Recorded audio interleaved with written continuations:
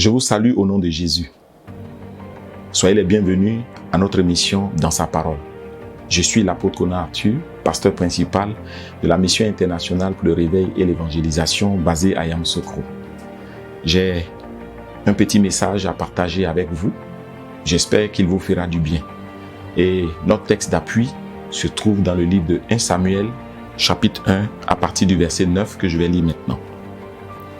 Anne se leva après que l'on eut mangé et bu à Silo. Le sacrificateur Élie était assis sur un siège près de l'un des poteaux du temple de l'Éternel. Et l'amertume dans l'âme, elle pria l'Éternel et versa des pleurs.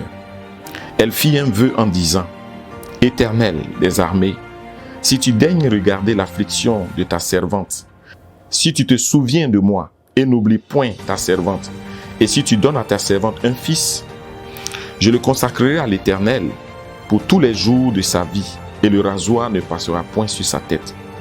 Comme elle restait longtemps en prière devant l'Éternel, Élie observa sa bouche. Anne parlait dans son cœur et ne faisait que remuer les lèvres, mais on n'entendait point sa voix. Élie pensa qu'elle était ivre, et il lui dit: Jusqu'à quand seras-tu dans l'ivresse? Fais passer ton vin. Anne répondit: Non, mon Seigneur, je suis une femme qui souffre en son cœur, et je n'ai bu ni vin, ni boisson enivrante, mais je répandais mon âme devant l'Éternel. Ne prends pas ta servante pour une femme pervertie, car c'est l'excès de ma douleur et de mon chagrin qui m'a fait parler jusqu'à présent. Élie reprit la parole et dit: Va en paix, et que le Dieu d'Israël exauce la prière que tu lui as adressée. Elle dit: Que ta servante trouve grâce à tes yeux. Et cette femme s'en alla, elle mangea, et son visage ne fut plus le même. Ils se levèrent de bon matin, et après avoir adoré l'Éternel, ils s'en retournèrent et revinrent dans leur maison à Rama. Chers frères et sœurs, je voulais juste vous dire: arrête de pleurer et va prier. Arrête de pleurer et va prier. C'est le thème de l'exhortation que je voulais partager avec vous en ce jour. Bien-aimés, devant certaines situations de la vie, il arrive bien des fois que des personnes ne sachent pas quoi faire. Et généralement, la solution qui se présente à elles, c'est les pleurs. Devant l'incertitude, devant le manque, devant la pression des besoins de la vie, devant certaines situations où on sent l'humiliation venir, où on sent la honte venir, où on sent que les gens vont dire des choses sur notre vie, beaucoup de gens, n'ayant pas de solution, se mettent à pleurer. Je viens te dire ce soir, cesse de pleurer et va prier. L'histoire que nous venons de lire se situe dans un contexte. Il s'agit donc d'une femme qui s'appelait Anne. Anne était mariée. Elle vivait avec son époux Elkana, qui lui avait aussi une autre femme qui s'appelait Pénina. Pénina avait des enfants, mais Anne n'en avait pas. Et chaque jour, Pénina qui avait des enfants et qui était fière d'en avoir, Pénina mortifiait sa rivale. Elle lui disait des paroles blessantes, elle lui disait des paroles choquantes. Elle ne tenait pas compte de ce que cette dernière pouvait vivre comme douleur, comme peine. Et elle lui disait des paroles méprisantes qui rappelaient constamment à Anne la douleur de sa stérilité, la douleur de ne pas avoir d'enfant. Et devant cette situation, Anne n'a trouvé de solution que de pleurer. La solution qu'elle avait trouvée, c'était de pleurer. Alors Anne pleurait sans cesse. Chaque fois que Pénina la mortifiait, Anne se mettait à pleurer. Et la Bible nous dit dans ce texte, même quand ils allaient à Shilo, où il fallait adorer le Seigneur, où ils partaient chercher la face de l'Éternel, Anne passait son temps à pleurer. Anne n'avait pas compris le secret de son miracle.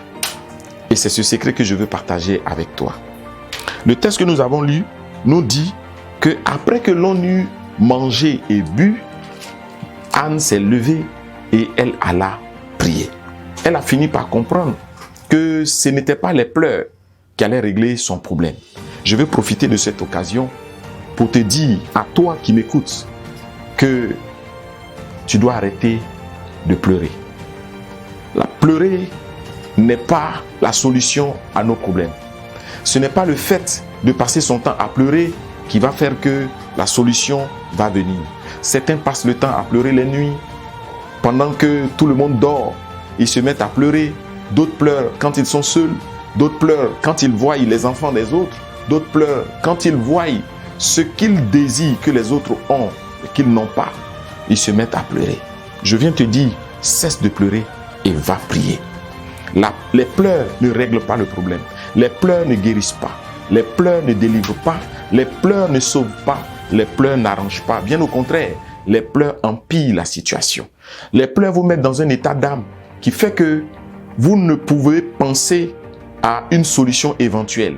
Les pleurs font que vous vous apitoyez sur votre sort et sans que vous ne vous rendiez compte, vous êtes en train de dire à travers vos pleurs que Dieu ne peut pas. Si tu as donné ta vie à Jésus, si tu crois que Jésus est ton Seigneur, si tu crois que Jésus-Christ est ton Sauveur, je viens te dire, cesse de pleurer et va prier. Parce que tu n'es pas seul.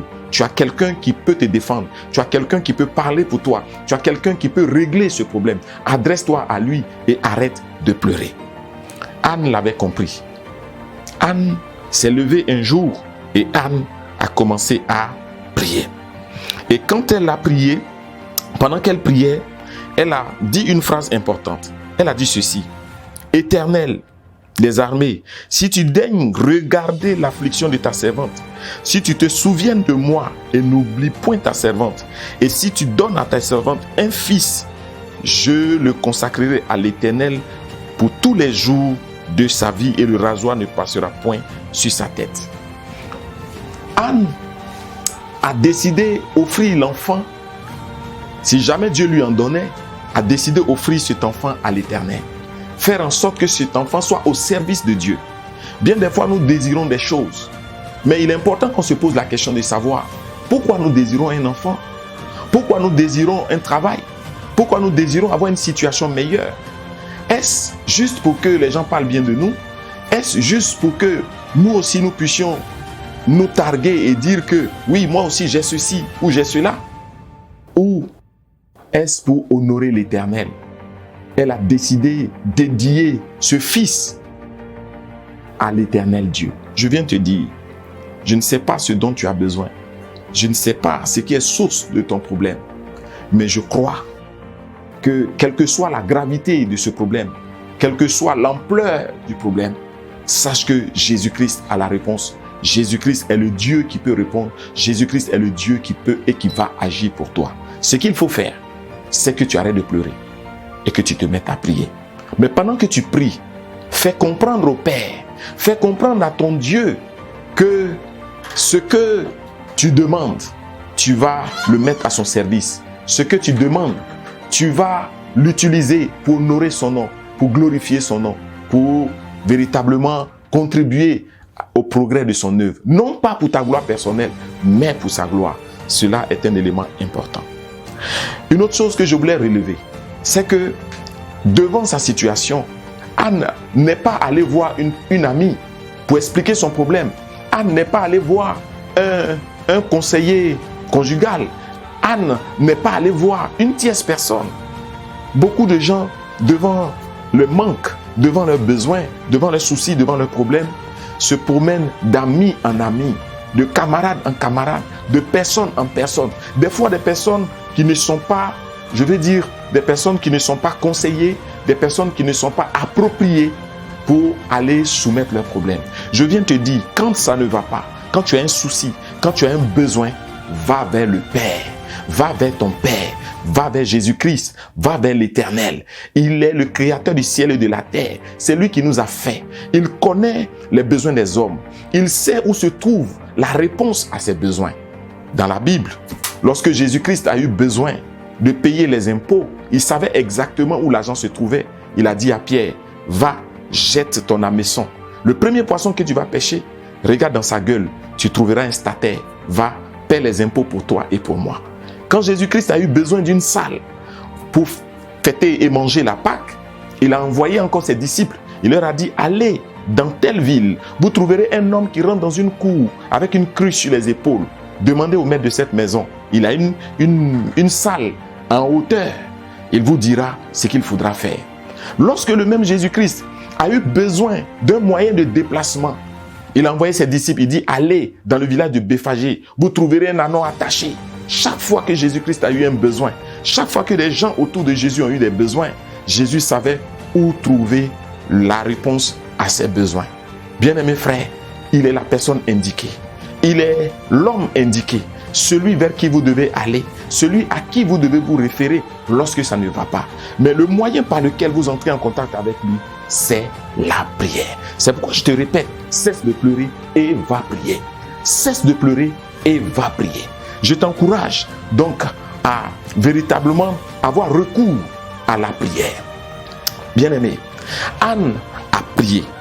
Anne a pleuré cette fois-ci devant l'Éternel. Ce n'était plus devant les mortifications de sa rivale, mais c'était maintenant devant l'Éternel qu'elle répandait ses larmes. Lorsque vous pleurez, vos larmes n'ont pas de valeur si ce n'est pas devant le Seigneur. Quand c'est devant le Seigneur et à travers la prière, alors ces larmes ont de la valeur aux yeux de Dieu. Quand nous lisons dans la suite du texte, nous voyons que Dieu a exaucé Anne. Elle a eu l'enfant tant désiré dans le courant de l'année qui a suivi. Alors, pour continuer et sinon corroborer ce que je suis en train de dire, je voudrais prendre un deuxième texte dans le livre de Actes des Apôtres, Actes au chapitre 12. Nous allons lire à partir du verset 1.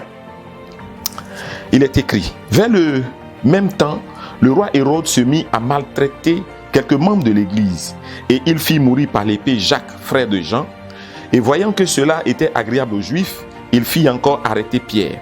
C'était pendant les jours des pains sans levain.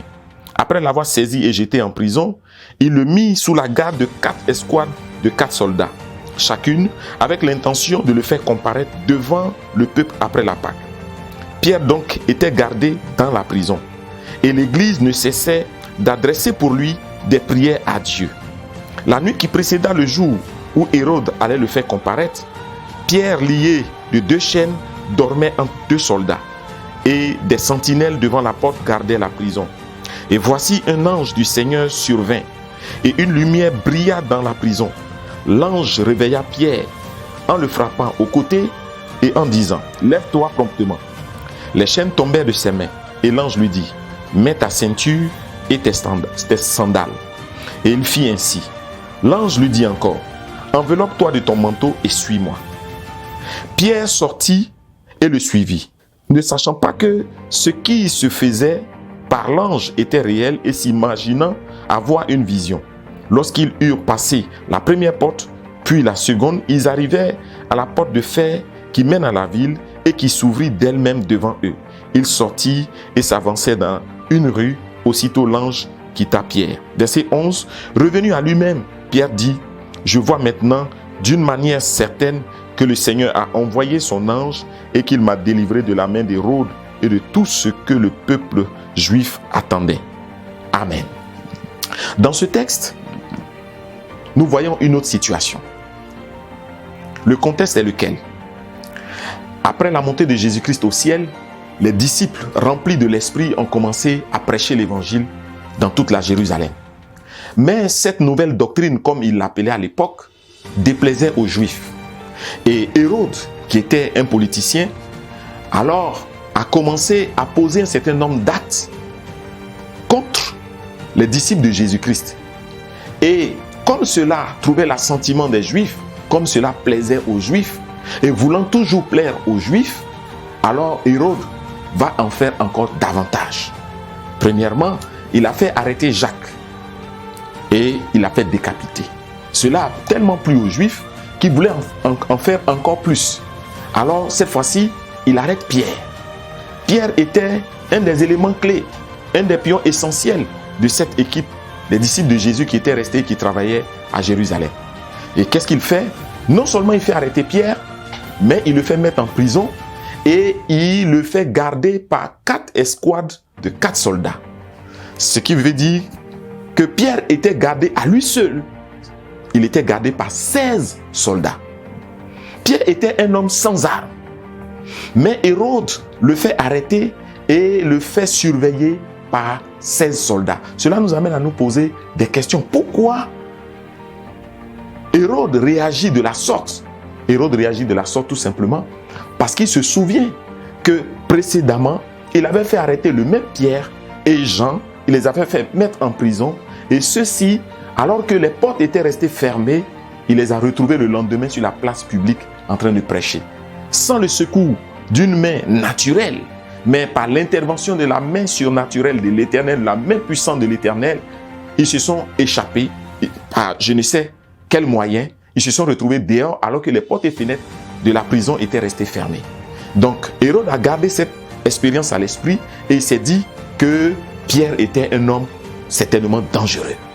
Je viens te dire, certainement que tu te sens harcelé, tu te sens sous pression, tu sens des situations, tu as l'impression que tu es le seul ou la seule à vivre ce que tu vis. Je viens te dire que cette pression que tu vis est due au fait que tu es quelqu'un qui est dangereux pour l'ennemi. Certainement même le mal que tu vis est dû au fait que le diable voit que tu es quelqu'un de décisif pour l'armée de Dieu, de décisif pour le royaume de Dieu. Et il te harcèle, il te met la pression. Mais je viens te dire aussi que dans ce contexte, il y a une solution, c'est de cesser de pleurer et d'aller prier au nom de Jésus-Christ.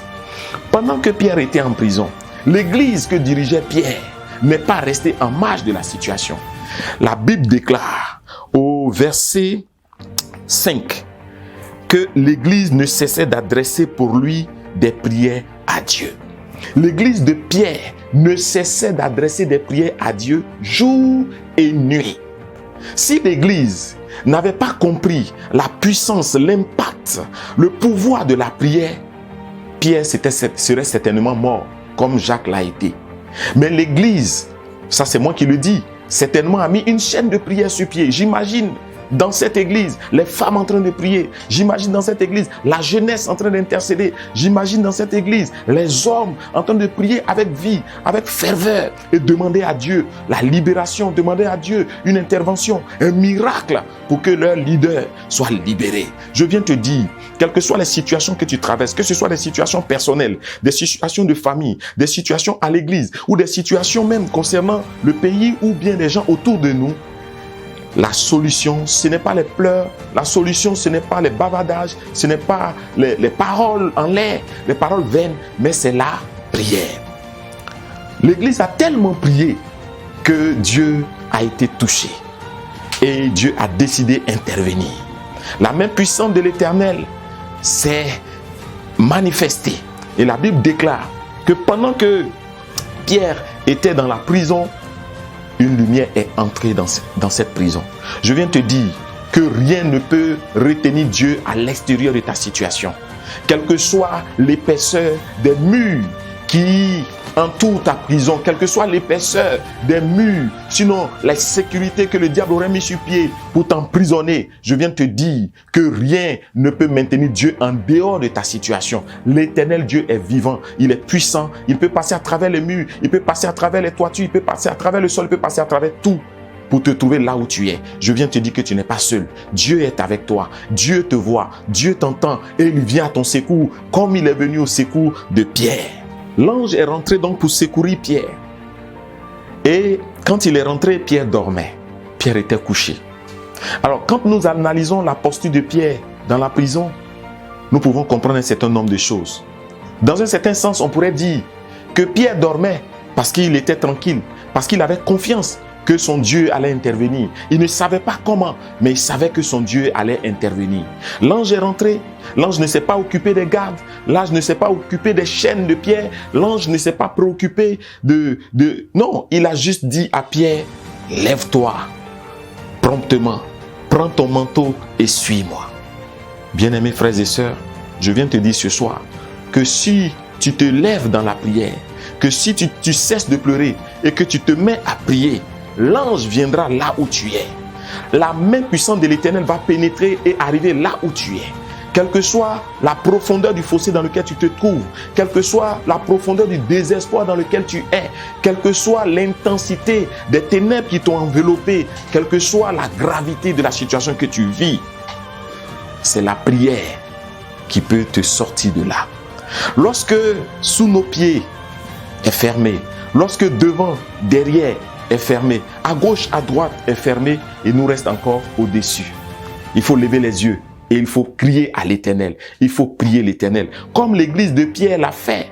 L'église a prié sans cesse. L'église a intercédé et l'ange est rentré. Cet ange a ordonné à Pierre de le suivre. Et Pierre a fait ce que l'ange a dit.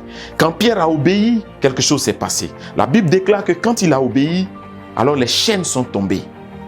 Les soldats qui étaient là sont tombés comme morts.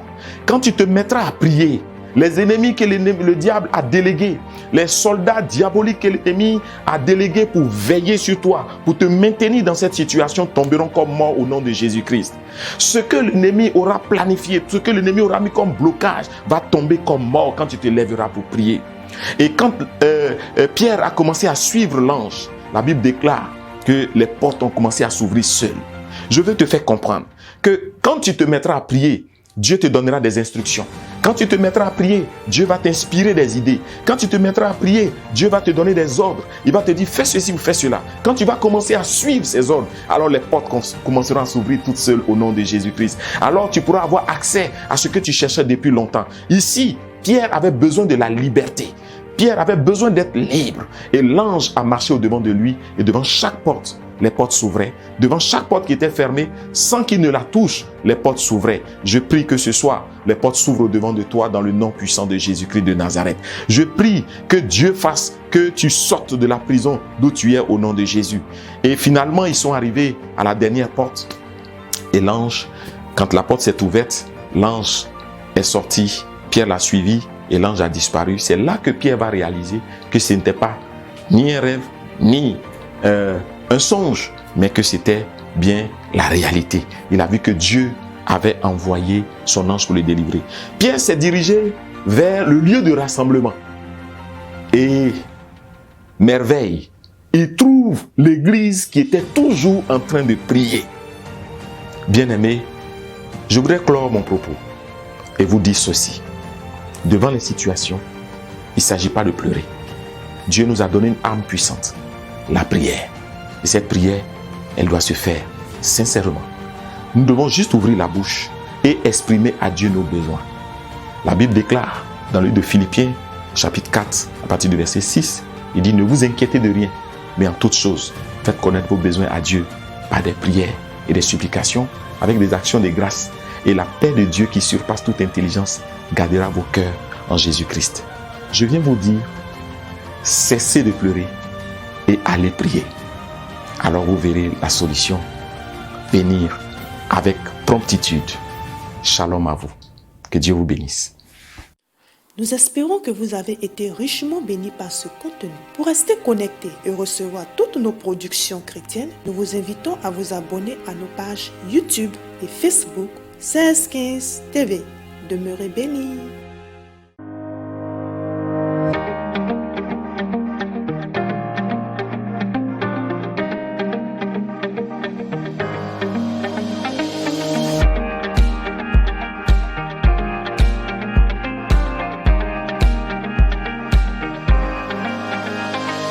Vous désirez annoncer l'évangile, vous êtes prédicateur, vous avez un message, un enseignement biblique, une parole d'exhortation et d'encouragement conforme à la vérité biblique. 1615 TV, votre web TV chrétienne vous propose l'émission Dans sa parole.